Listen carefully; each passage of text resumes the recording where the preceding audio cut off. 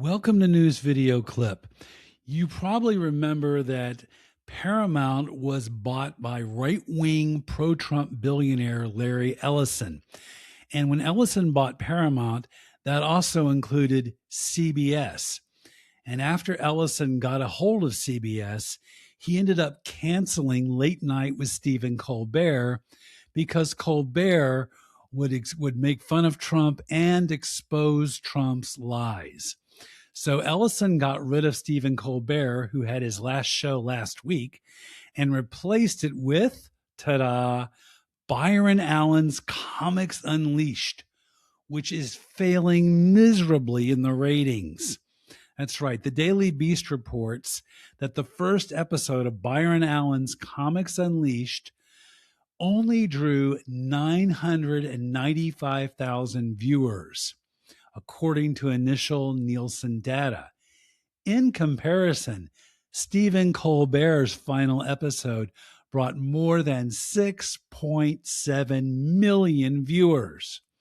That means CBS has lost 85% of its late night audience by replacing Stephen Colbert with Byron Allen's lame show, Comics Unleashed. And this is what happens when you get a right-wing billionaire trying to get into show business. They always ruin it. Always. Every single time. Because they are thin-skinned and they are humorless. Alrighty, moving on. Last week, we showed a clip of Alexandria Ocasio-Cortez explaining how water in Morgan County, Georgia, was being contaminated by a Meta data center. And she actually held up some of this water. So we're going to show you this clip in case you missed it last week. I have a jar right here. This is the current drinking water in Morgan County, Georgia. Right after a data center was constructed, the Meta data center was constructed. The only difference between the clean water and this was that data center. I have another one as well. So this wasn't just one well. These wasn't just one family's situation. This is what the drinking water now looks like next to that data center. And I think both of us can agree that neither one of these things are drinkable. Okay, so that was pretty shocking. And most people feel terrible for these families in Morgan County, Georgia, because they're having to literally fly in drinking water. They're having to pay for it online and have the post office deliver them water so they can drink water and take baths. So everybody is upset about this and very concerned about these people. Well, not everybody. Christian pro-life leader Kristen Hawkins is actually denying that these Georgia families' water is contaminated by the Meta data center. Oh, she's such a godly Christian. You can just see the concern on her face. Kristen Hawkins is actually upset that this story is being reported and getting press instead of her tired old lie that's been debunked, which is abortion pills are getting into the drinking water and contaminating it. Her story isn't getting picked up because it isn't true. It's been debunked. So now she's doing everything she can to deny reports about these families in Georgia who are suffering. Wow, how Christian of her. She even posted a story to a link to the California Post. And she was claiming that this story somehow debunks what AOC said. The only problem is, first of all, this is not actually a news report. It's actually an op-ed piece by right-winger Rich Lowry, who spends most of the article desperately trying to defend corporate data centers because he's a corporate whore. But there is one point where Lowry actually admits this story in Georgia is true. He writes, "It stands to reason that the construction of the data center disturbed the private wells of these homes, and the problem started when Meta broke ground. So there you go. Kristen Hawkins' own story that she linked to in the California Post absolutely destroys her. Now, let's move on to Kristen Hawkins' claim about these abortion pills that are supposedly killing babies who are already born and women. MedPage Today writes, environmental scientists say there is no credible evidence that mifepristone, that's the abortion pill, or fetal tissue is contaminating U.S. water supplies at levels that would harm humans, animals, or the environment. Let's also move down to PolitiFact.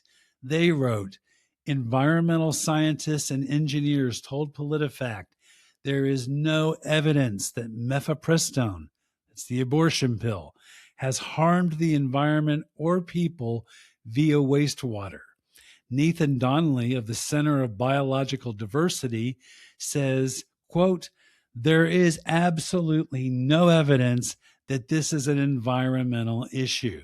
So here we have pro-life Christian Kristen Hawkins desperately trying to deny that Georgia Family's water is being contaminated, all because she wants to push her big fat lie about abortion pills supposedly contaminating the water and killing people.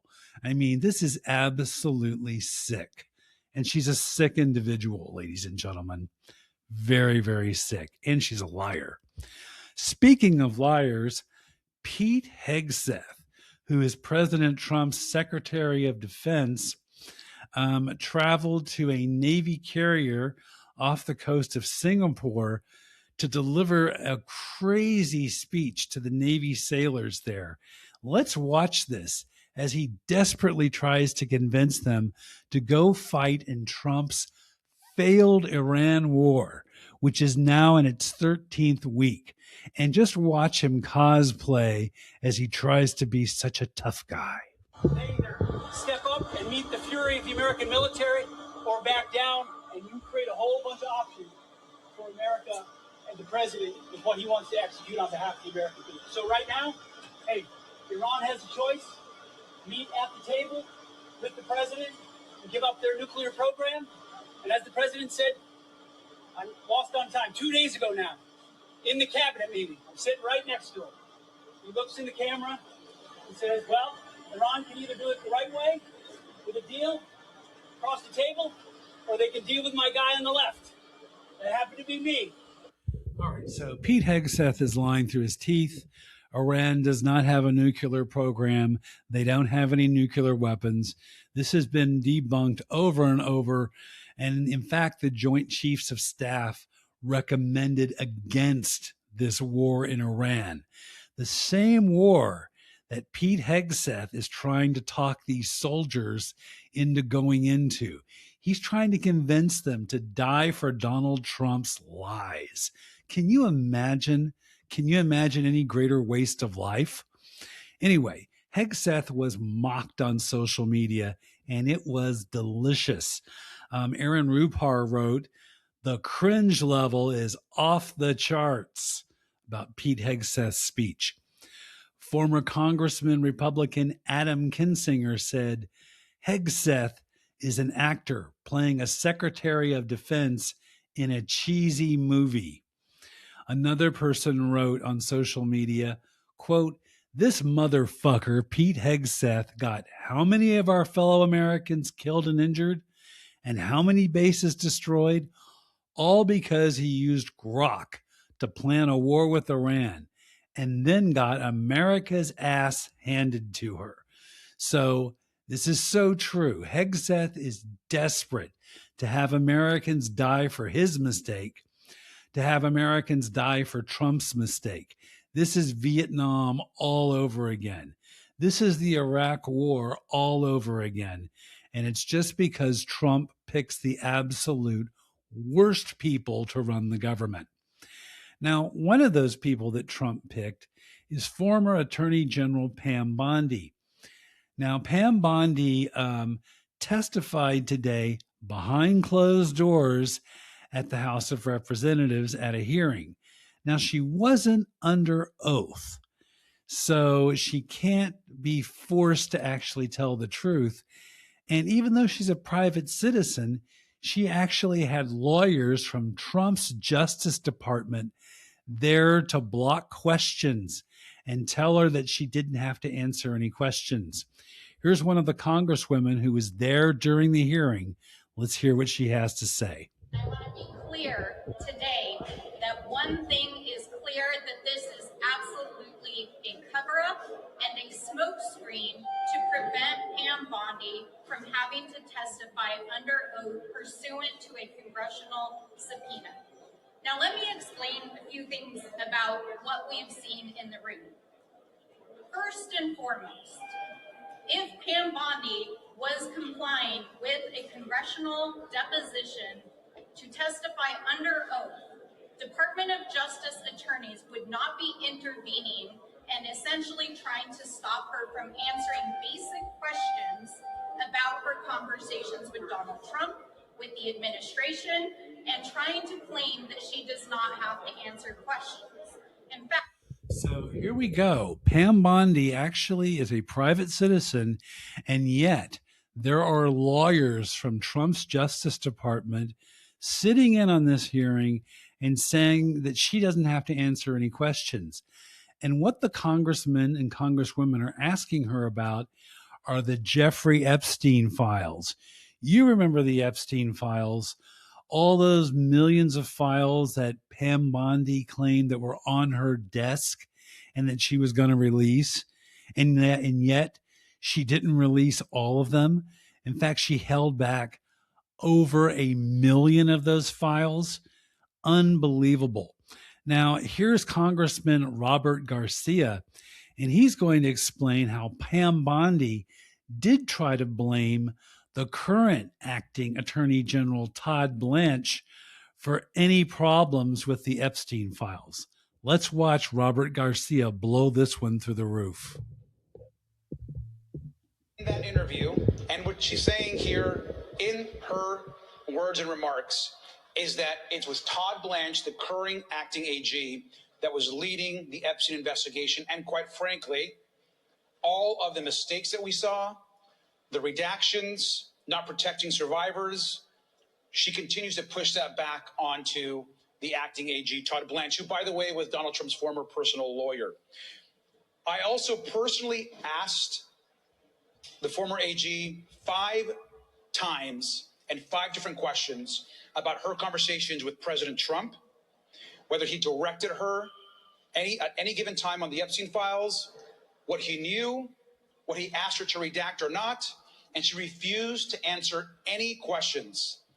So what exactly is Pam Bondi hiding? I mean, she used to be so tough when she would go in front of Congress with her little pathetic burn book. What is she afraid of? Why is she so scared to answer questions? Why is she such a MAGA coward? That's a good question. I'd love to hear the answer to that one.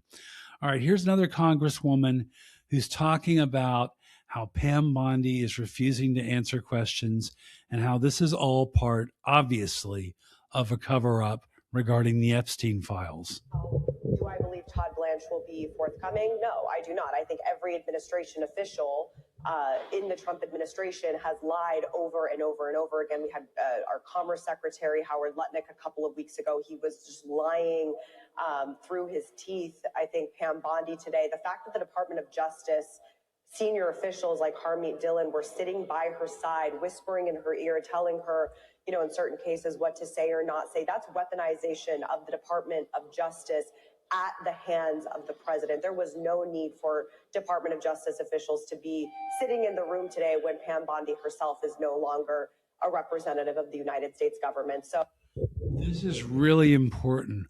Why does Pam Bondi have a lawyer from the Department of Justice, Harmeet Dillon?